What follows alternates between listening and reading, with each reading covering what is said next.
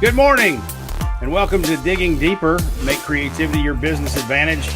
I'm your host, Jason Falls. You may notice today's show is a special one. Even got some killer music to bring us in, new, different sound beds and all that good stuff. And you should notice that because we've officially crossed over from the old name to the new name. We've got new decorations and such, and the show is now airing live on Cornett channels as well as the Jason Falls ones. We'll have more details later for you podcast listeners on jumping over and subscribing to the new Digging Deeper feed, but you can still get the show on your Jason Falls feeds for the time being as we make that transition gradually over the next few weeks. So it's a special day here on the program, and our guest today is a special one too. Christy Hiler, the president of Cornett. That's right. My boss is going to be here with us in just a few minutes. She's got a couple of decades worth of marketing leadership and strategy development under her belt. She has positioned Cornett to be one of the top small agencies in the United States. She's got a great take on what brands should look for in agencies, especially in light of the pandemic and all of the things going on in the world right now. And we as a leadership team have been discussing what getting back to normal looks like in a post-COVID world. Let's just say it won't be normal. So we're going to talk about all that and a lot more with Christy this morning. Then I have a discount deal that one of our former guests, Christina Hawatme, the CEO of Scopio, the stock photo startup we talked about a few weeks ago that is looking to add more diversity to stock images. She has shared a really sweet discount with Digging Deeper viewers and listeners. So stay tuned for that so you can take advantage of that subscription. And finally today, we're going to talk about fake influencers. No, not influencers who come across as fake, but actual fake influencers, if that makes sense. Avatars programmed to look like people, developing online audiences and being influential. I'll explain more on that a bit later.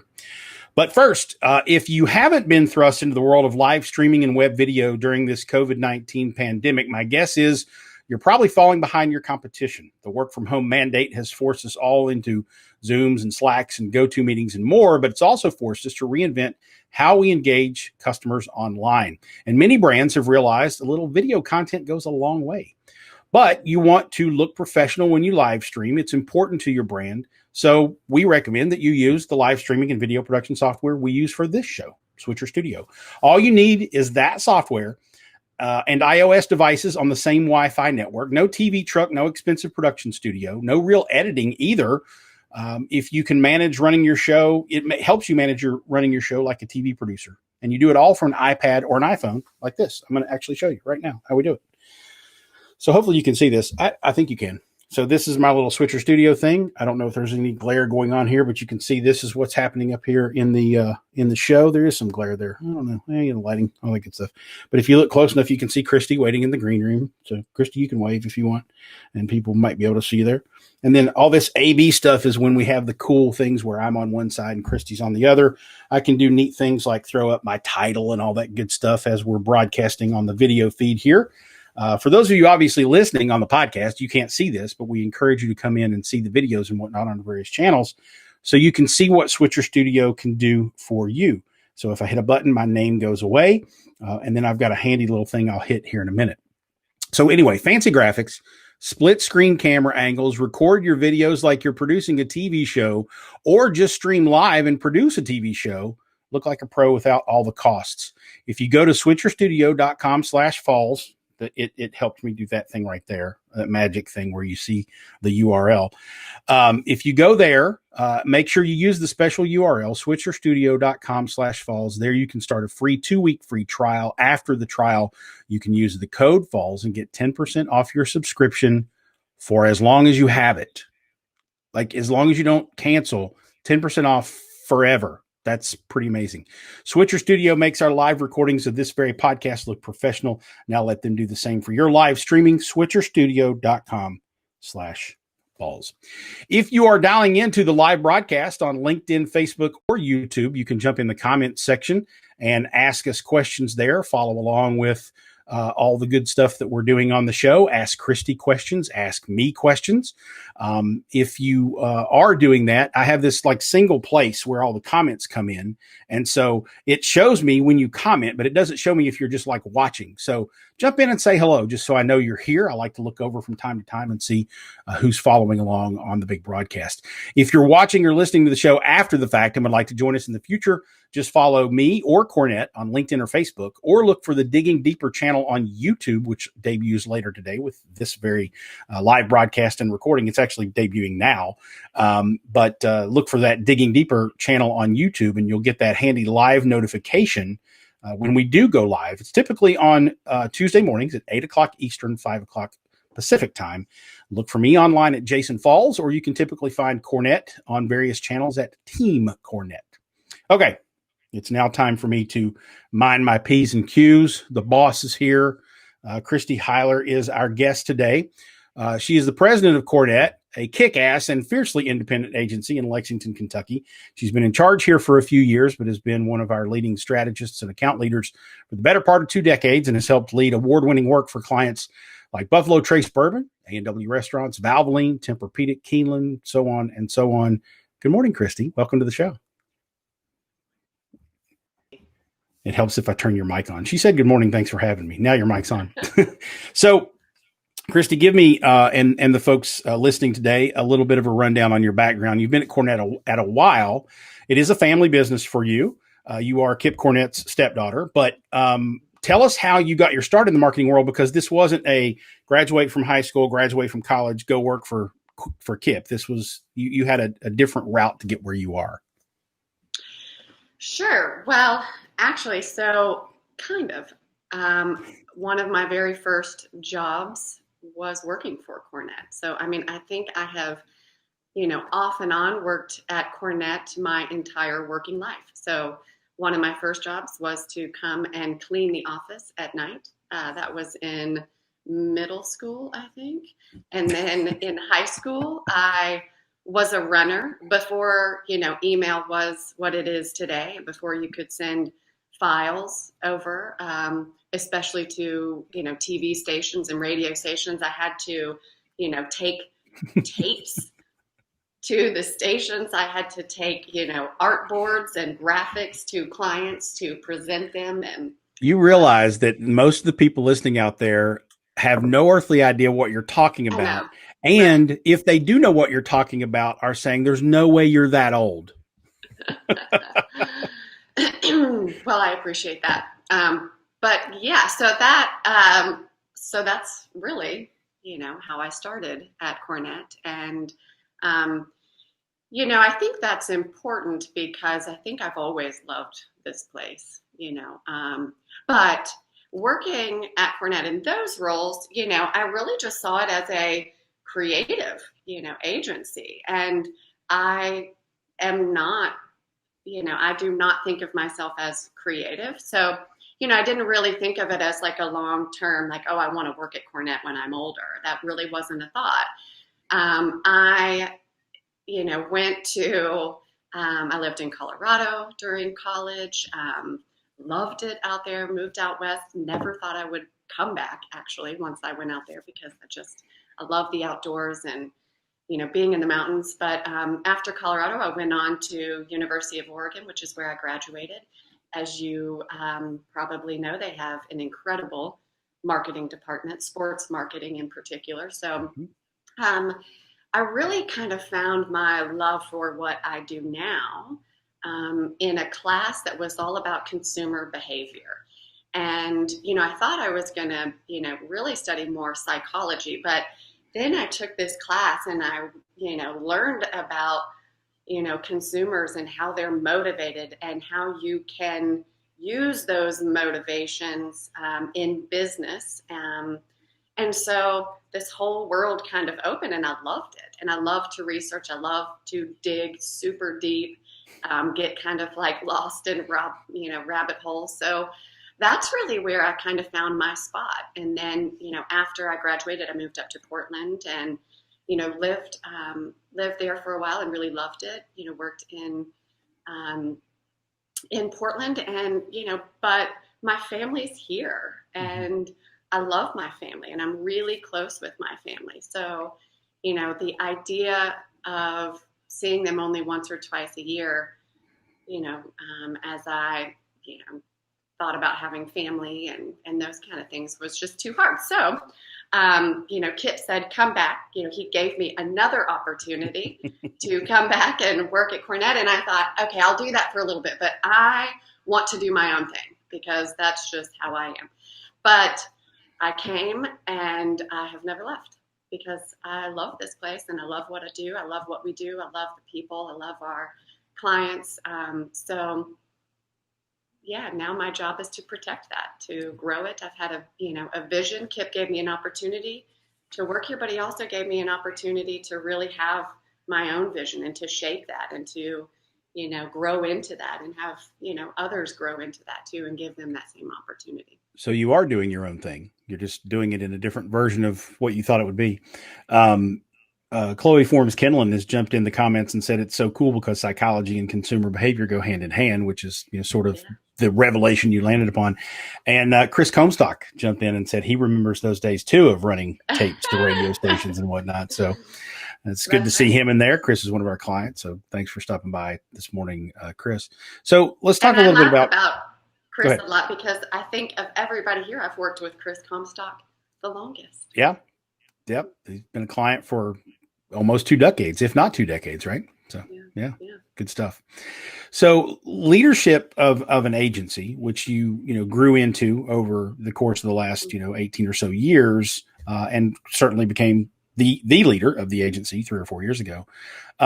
Leading an agency isn't easy in normal times, but this whole COVID-19 pandemic has certainly made that job very difficult, as it has made the job of running any business difficult because we've all had to change. We've all had to reassess how we do things. You authored a pretty interesting article on LinkedIn a few weeks back that talked about what brands should be looking for or look for in agency partners with regard to this, sort of pandemic. Tell us a little bit about that and what brands need right now. And I'll jump a link over into the comments so people can go find that. Sure. Yeah. It's a tough time for sure, but here's the thing. I mean, I think what's interesting is this is kind of our time though, in many ways, I think Cornett is built perfectly for this time because we are creative. And, right now, brands and businesses, they have to get creative, right? I mean, like when your whole world of doing business changes, you have to get creative. And I truly believe that those businesses that get creative right now are the ones that will survive and do really well. The best and most successful businesses are the most creative businesses. So, I think that, this is a time our team, is really well prepared for. I mean, that's what we do. We solve really complicated challenges and meet that with creativity, and I think we've never really thought of ourselves as like advertising. Yes, advertising is really different from what we do. It's a part of what we do, and there's a part of it that that definitely is changing, and for some time needs to be pulled back. But the creativity, that part needs to lead, and there's so much we can do, and our team has so many ideas. And so that article, what I'm saying is, this is the time for creativity, actually. And I think what's even more interesting, not that we're the only, folks that know, that have creative resources that are ready, to be activated, but we're a smaller shop and we're an independent shop. And so we can move really fast. We don't, and actually we really like to, so I think if you look at the way that, work is going to be developed, big, film productions are those are just not possible right now. But we have a lot of assets that we can work with, right? And we can get creative with how we go and shoot and develop new assets. So, I think that our approach to getting creative and the way that we execute, we're also kind of perfectly built for.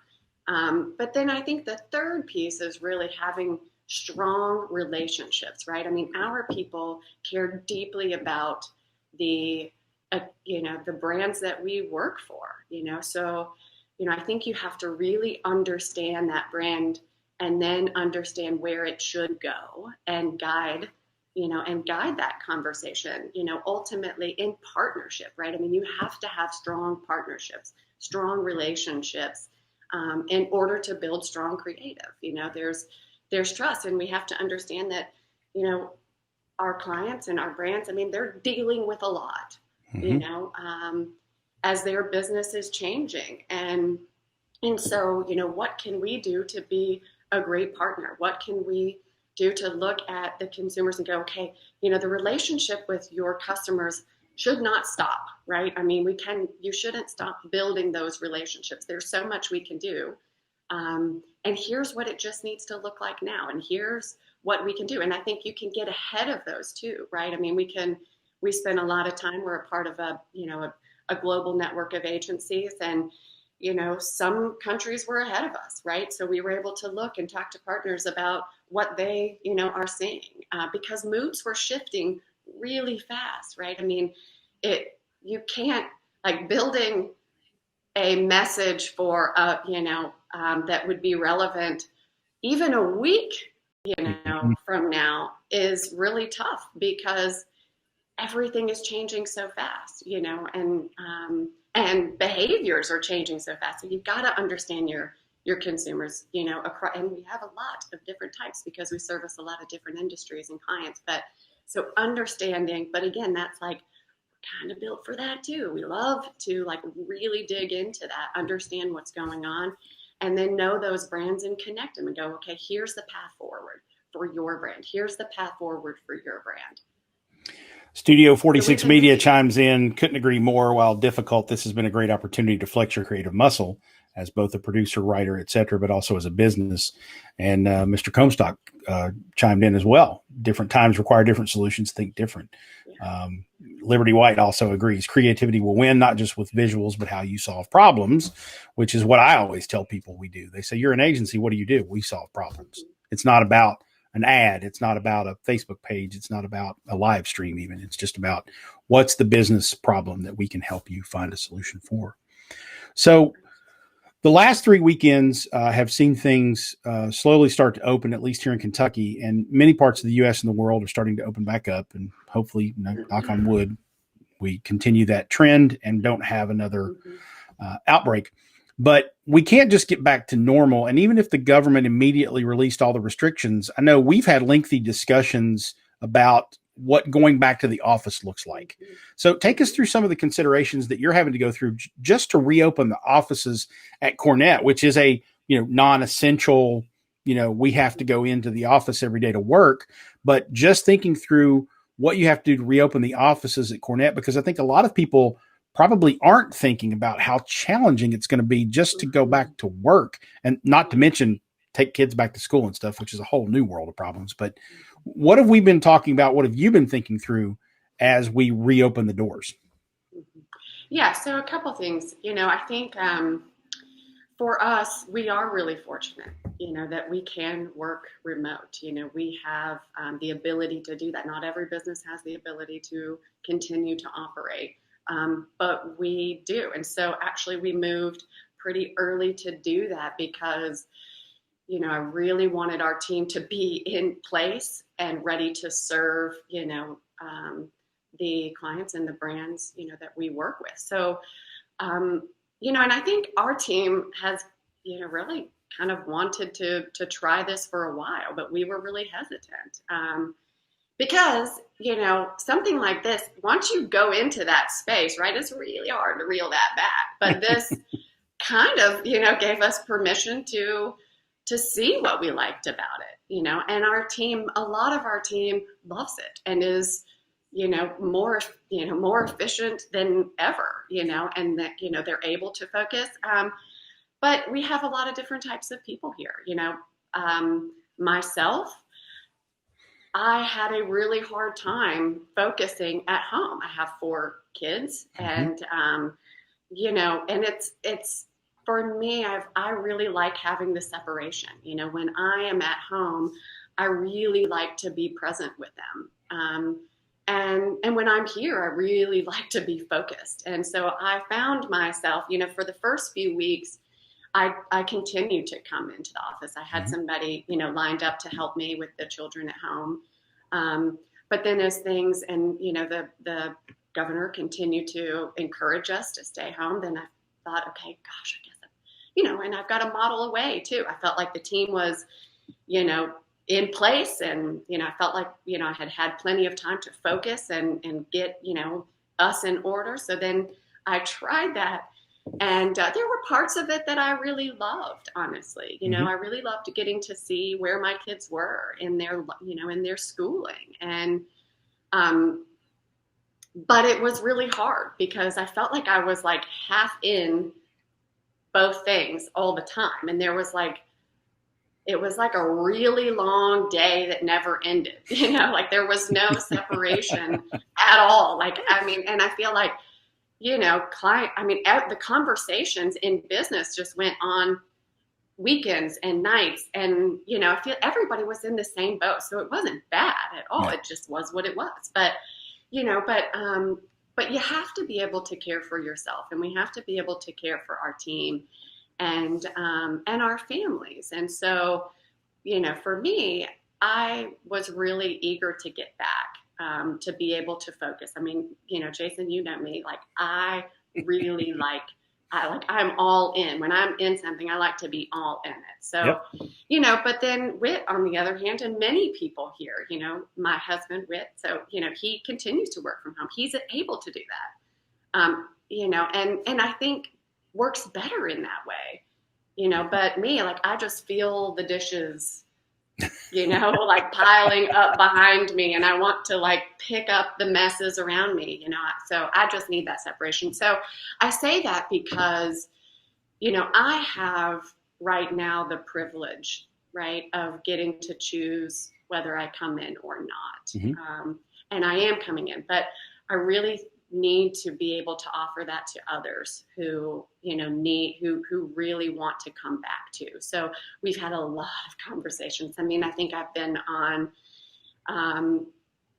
at least one call every week, just to talk about healthy at work and what we need to do, and, many conversations. And it is a lot to think through because,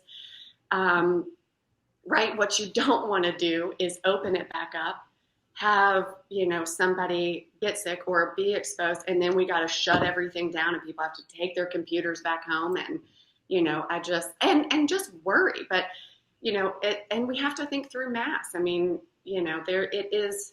Right now, I'm able to be here and talk to you without a mask on. But if I bring a lot of people in, we got to wear masks.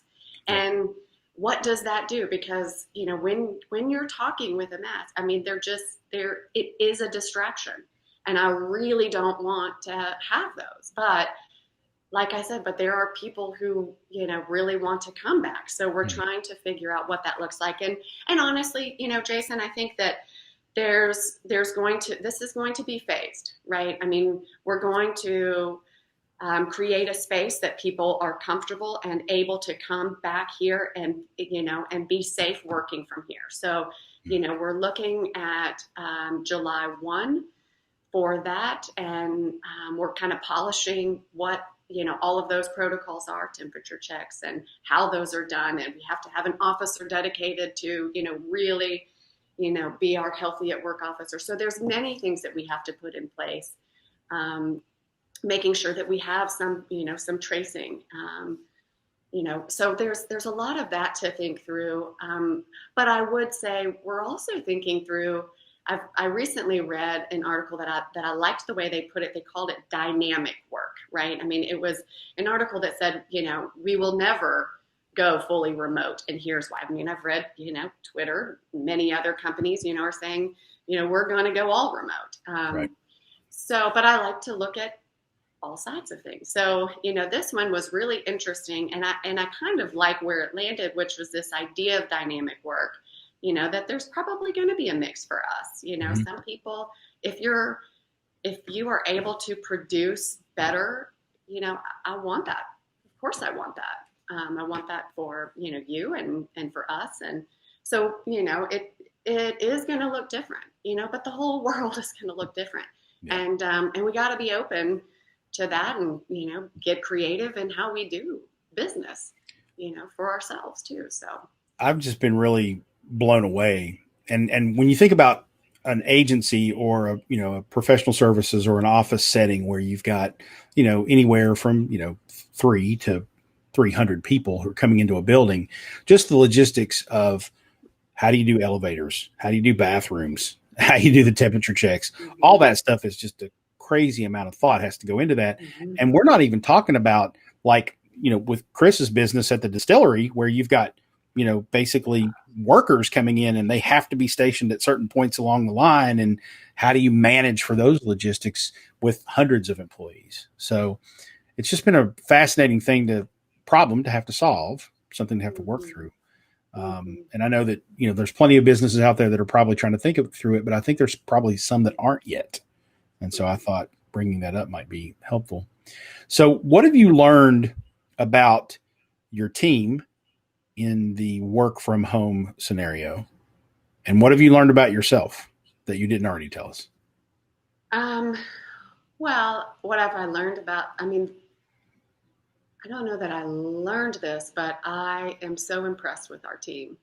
I think the fear of remote working is that people would check out, right? Mm-hmm. Or not have that accountability, but that is not at all what we see. I think we have an incredibly accountable and dedicated team, and I think that the communication that I've seen between, the team and between, us and our partners has been, really amazing. I think we have had wonderful conversations. I think our team is in a really good spot. We have open dialogue. We have, we have promised to be transparent and share what we know and what we don't know and what we're doing, with both what we know and what we don't know. And, so we have a lot of conversation, right? We're in the communication business, but sometimes in the communication business, you can fail, on the communication side internally. But I feel like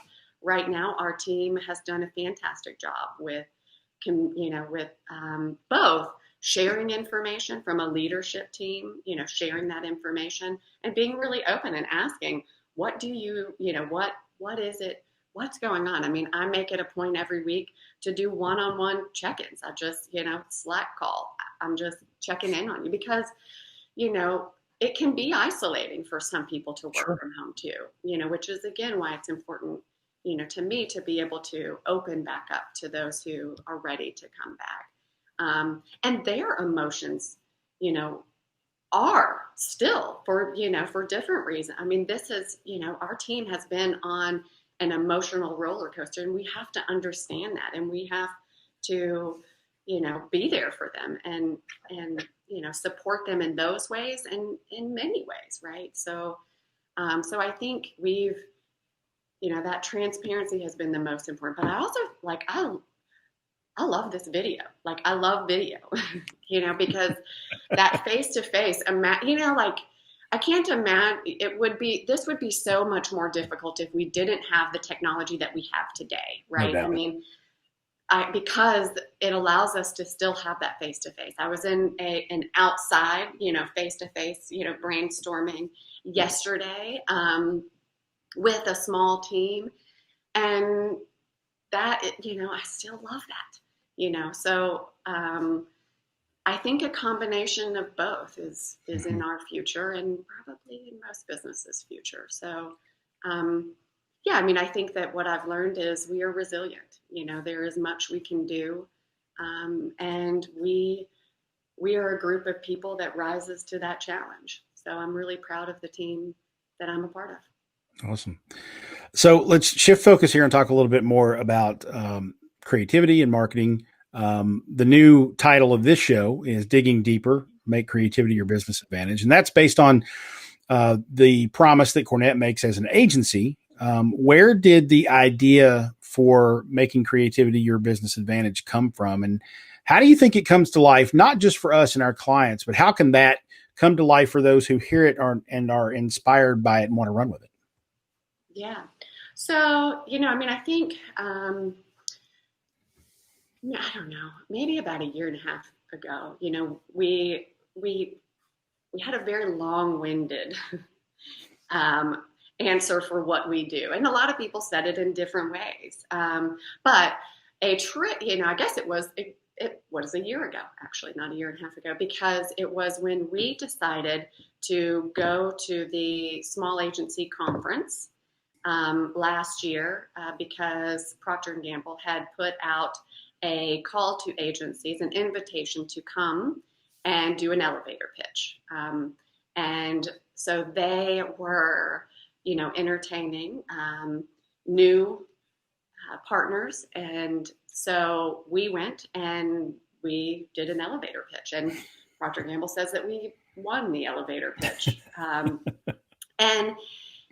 that exercise really, they asked what our superpower was, right? And, so I think going through that exercise, that really helped us really nail what, like succinctly in an elevator, what do we say we do here, and we believe in the power of creativity, to do incredible things. I mean, there is so much, it is such a powerful and unlimited resource, right? It's not like, oil. I mean, like it is unlimited. And, so we believe in the power, but ultimately we use that for business, to give businesses an advantage in the marketplace, to set them apart, right, from others, and to say, this is your space, and here is what you believe, and here is what your consumers believe, and here's where they connect, and everything comes from that, right? So,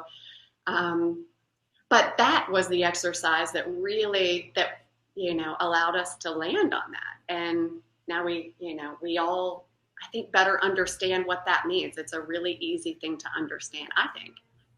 Give us an example, though, of how creativity can be part of a business advantage for someone. What's your favorite recent example of that? I want people to be able to take away, oh, that's what that means. Yeah. So, I think about a lot of the work that we've done for Visit Lex, right? Mm-hmm. I mean, that they really wanted to stand out in that category. I mean, if you look at like tourism, I mean, gosh, especially when we first started working with them, that stuff just all looks the same and, says the same thing.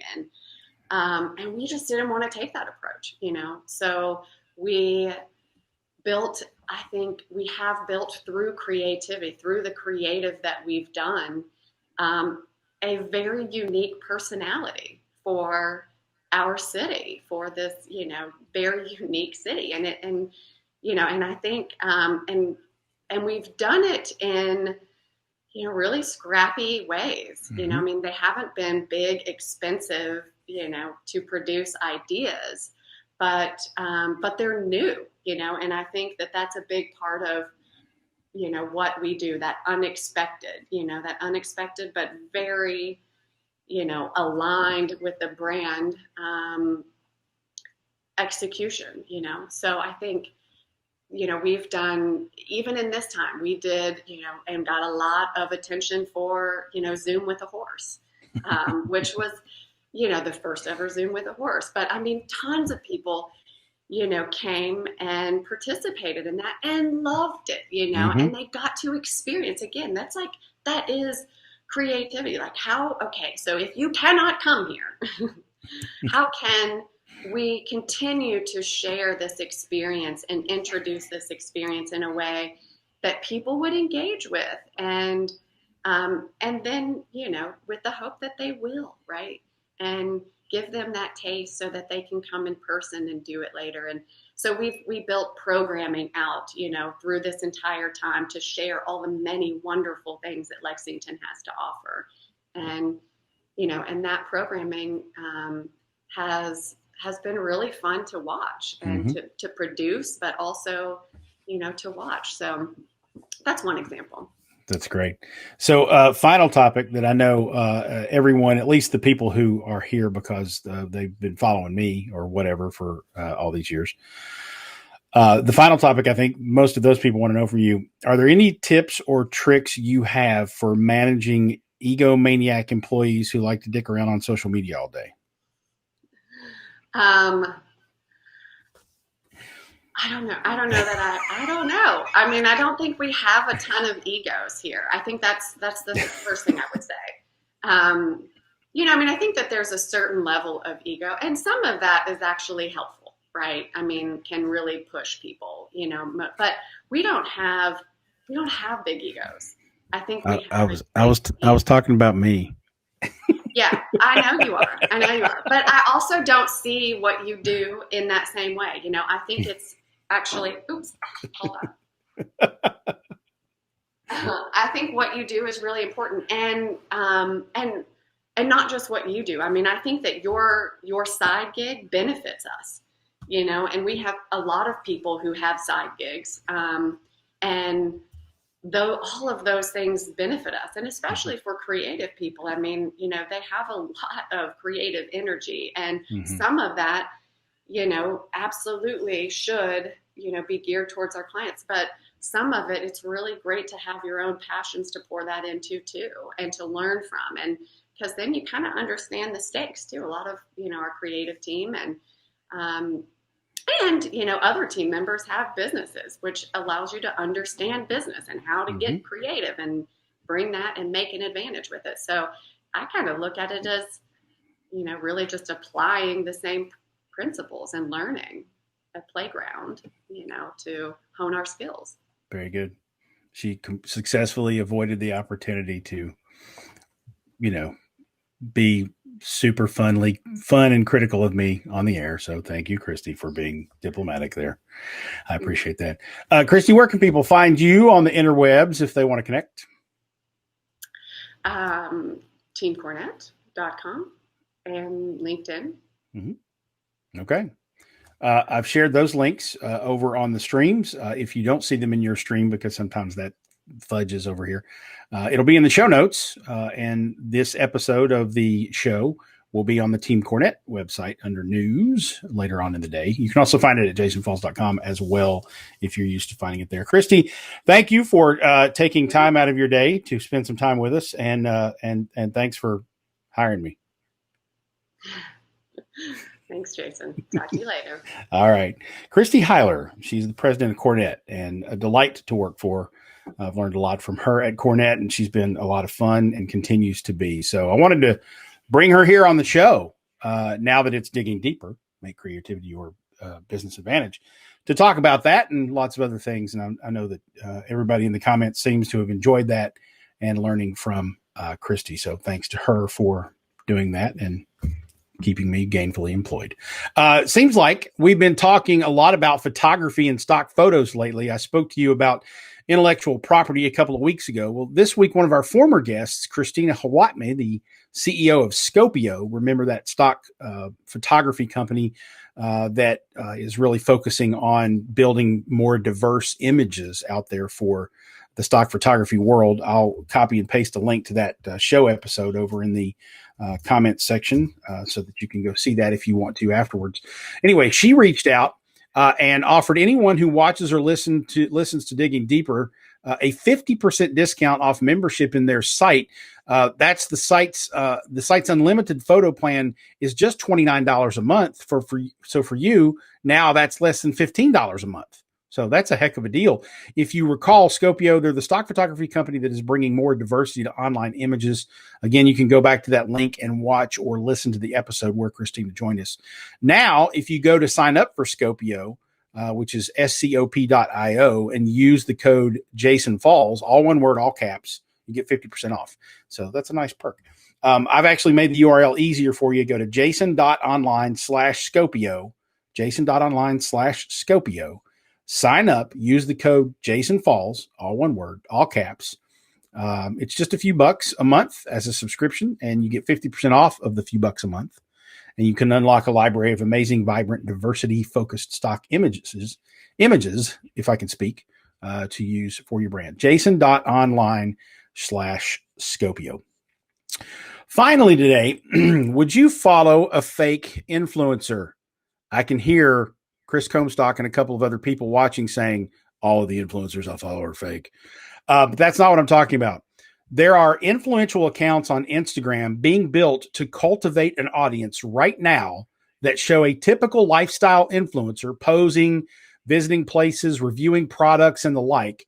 And the person in the pictures you see is an avatar, as in a computer-generated person. They're not real. Vice rolled out an interesting story a couple of weeks ago about the phenomenon, which is, of course, originating first in Japan.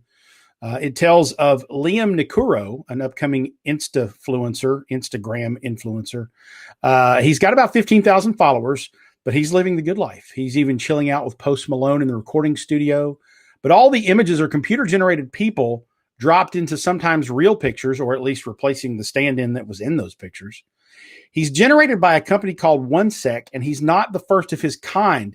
Immagram, which is at IMMA.gram, was created in 2018 by a company called Modeling Cafe. She has 176,000 followers on Instagram, and she is 100% computer generated, or at least is a computer compilation of computer generated effects placed on real pictures. So photoshopped, essentially. It seems this is a viable way for companies to make money in Japan, and that means it will bleed out to other countries and companies soon, if it hasn't already. Perhaps you have read about Just a Construction Guy, the actor as influencer account created by a coffee company in Texas. It's not that manufactured influencers don't exist in the U.S. yet, but I don't know of any that are avatars or holograms or hologrammers or influ-turfers or pixel pimps or whatever it is we want to call them. So there's an argument here that we as consumers, would have a problem watching a machine-generated person being directed to enact aspirational poses in inspirational places, doing incredible things and meeting indelible people. But isn't that all we've ever done with our entertainment channels? So the social media people are going to be quick to say, oh, that's fake. And consumers are going to be quick to say, oh, that's fake. I'm not going to follow that because it's just a marketing company or a brand trying to manipulate me. But isn't that all we've ever done with our entertainment channels? Aren't movies and television shows just fantasy escapes from our daily lives? So what makes this any different? Is a hyper-real cartoon played out on Instagram any different than the hyper-real adventure we pay attention to every time a Star Wars movie comes out? So my argument is, and I made this in a blog post about it a couple of weeks ago, before we get comfortable in the saddle of our high horses, let's think for a minute that this is just a new take on an old habit. Some people may not think it's cool or genuine or even morally acceptable, but a lot of people may just think that Liam is the kind of dude they want to be, whether he's fake or not. He'll inspire them to wear certain clothes, participate in certain activities, eat at certain restaurants. There's an entire industry in this world that centers around manufactured celebrity through fantasy. Brad Pitt and George Clooney aren't who their movie characters are. We don't really know anything about them personally, and yet millions of people buy millions of magazines and visit millions of websites and watch millions of videos to decipher who Brad Pitt and George Clooney are. Why? Because we aspire to be like them. What OneSec is doing is creating a manufactured celebrity to give a certain number of people someone to want to be like. The only difference is the medium. You can see more about this story at jasonfalls.com, or you can read the Vice story that sort of inspired my thoughts on it. I'm sharing those over in the streams. If you don't see them there, you'll see them on the show notes at teamcornett.com later today.